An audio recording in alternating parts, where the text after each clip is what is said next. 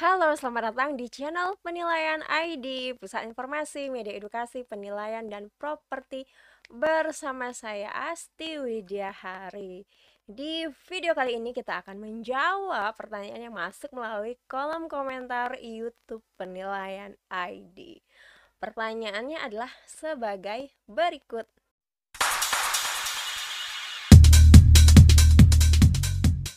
Pertanyaan itu kurang lebih seperti ini. Dari mana kita mengetahui NPW suatu wilayah? Atau bagaimana cara kita mengetahui berapa nilai NPW ya di suatu wilayah atau di suatu daerah? Pertanyaannya sudah mengerucut tentang nilai penggantian wajar. Untuk yang belum tahu, NPW itu adalah singkatan dari nilai penggantian wajar. Apa itu nilai penggantian wajar? Nilai penggantian wajar disebut juga dengan nilai ganti kerugian. Nah, nilai ini muncul khusus untuk pengadaan tanah bagi pembangunan untuk kepentingan umum. Oke. Nah, itu dia. Sekarang, ketika ada yang bertanya bagaimana cara kita tahu NPW di suatu daerah gitu ya, itu kalau menjawab pertanyaan itu saja jawabannya adalah ya kalau daerah itu sedang diadakan pengadaan tanah atau kalau daerah itu sudah pernah diadakan pengadaan tanah bagi pembangunan untuk kepentingan umum, kita tahu di sana NPW-nya berapa. Tapi kalau belum ya belum tahu gitu karena NPW ini atau nilai penggantian wajar ini adalah nilai by request. Artinya ketika ada pengadaan tanah baru dia bisa dicari tahu berapa nilainya. Kecuali daerah itu sedang mengadakan pengadaan tanah, kita tanya ke orangnya, NPW kamu berapa? Sekian. Atau misalnya wilayah itu yang di sana sudah pernah dilakukan pengadaan tanah juga, sudah selesai gitu. Dulu NPWP-nya NPWP lagi. NPW-nya berapa dulu? Sekian gitu.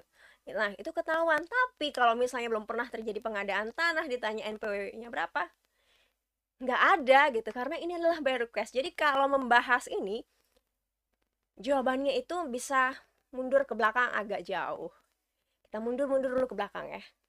Untuk memahami ini kita perlu tahu dulu, kita perlu paham dulu bahwa ada yang disebut dengan penilai atau profesi penilai, yang seperti saya ini adalah profesi penilai. Kemudian di satu sisi ada undang-undang pengadaan tanah bagi pembangunan untuk kepentingan umum. Ada undang-undang, ada peraturannya segala macam. Ya, ini ada dua hal ini kita bahas dulu ya. Pertama ada penilai, kemudian ada peraturan pengadaan tanah bagi pembangunan untuk kepentingan umum. Di peraturan ini dan turunannya sudah dijelaskan bahwa perhitungan nilai ganti kerugian atau NPW yang akan digunakan untuk sebagai bahan bayar atau ganti rugi kepada pihak yang berhak atau kepada masyarakat gitu ya, itu adalah berdasarkan hasil hitungan dari penilai. Jadi nih, ketika ada instansi yang memerlukan tanah, dia ingin membebaskan suatu wilayah gitu ya, dia perlu membayar ganti kerugian kepada masyarakat. Nah, besarnya itu berapa? Besarnya itu berdasarkan hasil perhitungan dari penilai. Nah, profesi penilai inilah kerjaannya seperti itu. Menghitung, menganalisis berapa nilai dari suatu objek penilaian.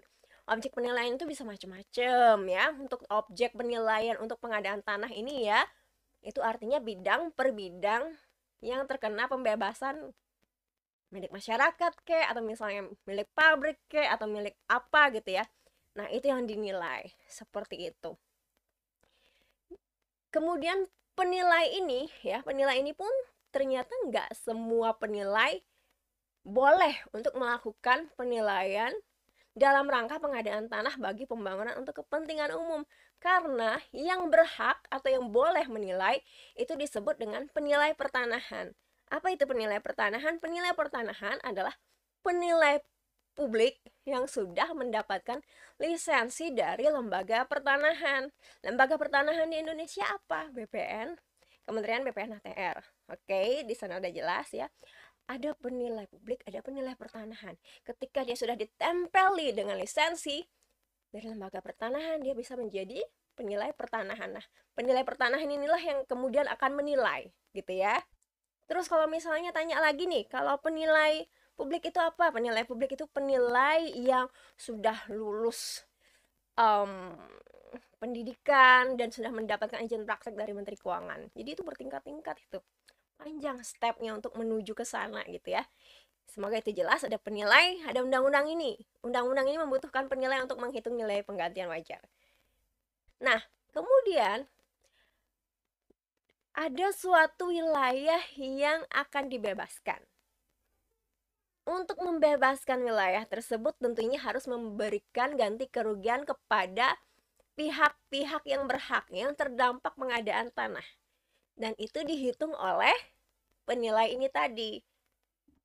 Nah, jadi ketika ada request seperti itu, barulah keluar, barulah dihasilkan nilai penggantian wajar. Jadi bukan sifatnya itu nilai penggantian wajar itu bukan semacam list, bukan semacam peta gitu ya. Beda, kalau misalnya di BPN punya zona nilai tanah atau misalnya punya NJOP gitu ya, itu beda. Kalau nilai penggantian wajar itu by request. Nah, kalau ini dibahas lagi kenapa bisa begitu, itu agak panjang lagi ke belakang, tuh agak mundur lagi pembahasannya. Jadi, penilai melakukan penilaian itu tujuannya untuk apa dulu? Misalnya jual beli, maka yang dihasilkan itu adalah nilai pasar. Misalnya untuk tujuan laporan keuangan, maka penilai akan mengeluarkan nilai yang disebut nilai wajar.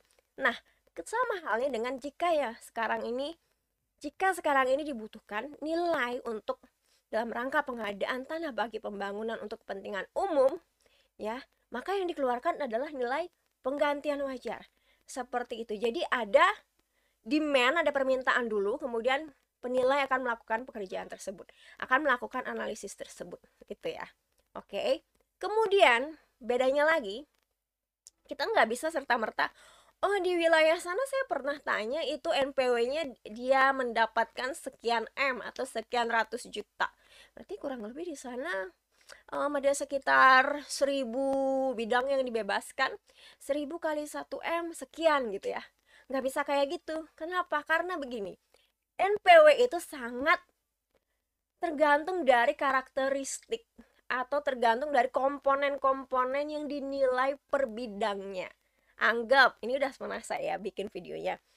Ini rumah saya di sini, rumah Anda di sini. Kita bertetangga, sebelah-sebelahan. Kemungkinan besar nilai penggantian wajar saya dengan Anda yang tetanggaan ini berbeda. Karena apa?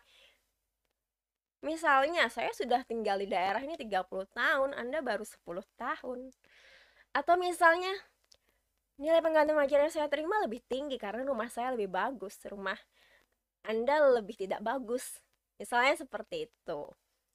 Itu jadi tergantung itu. Yang sama mungkin adalah nilai tanahnya. Nilai tanah per meternya berapa? Itu mungkin sama, tapi nanti terlihat dari bangunannya aja udah berbeda. Belum lagi karakteristik yang menempatinya berbeda. Gitu. Jadi, untuk yang ingin tahu mengenai bagaimana cara menghitung nilai penggantian wajar, apa saja komponennya, itu sudah pernah dijelaskan di video sebelumnya. Bisa dibuka list ya, list atau playlist pengadaan tanah atau playlist mengenai Q&A. Di situ sudah ada dijelaskan pengadaan tanah bagi pembangunan untuk kepentingan umum gitu ya. Itu dia penjelasan panjangnya. Jadi kalau misalnya ingin tahu NPW ya harus dihitung dulu, atau kecuali dia sudah pernah dibebaskan sebelumnya, sudah pernah dihitung NPW sebelumnya karena di sana sudah terjadi pembebasan gitu. Nah, semoga ini lebih memberi pemahaman bahwa nilai ini sifatnya seperti ini gitu ya. Penilai ini peranannya di sini gitu. Terus juga mengenai pertanyaan misalnya, kenapa penilai sih yang menghitung nilai ganti kerugian? Kenapa enggak pihak yang perlu tanah aja gitu? Kenapa enggak siapa gitu yang menilai gitu? Itu juga ada saya bikin videonya di Q&A. Silahkan dilihat, diobok-obok ini video yang ada di penilaian ID gitu ya. Semoga video ini bermanfaat. Sampai jumpa di video selanjutnya. Bye.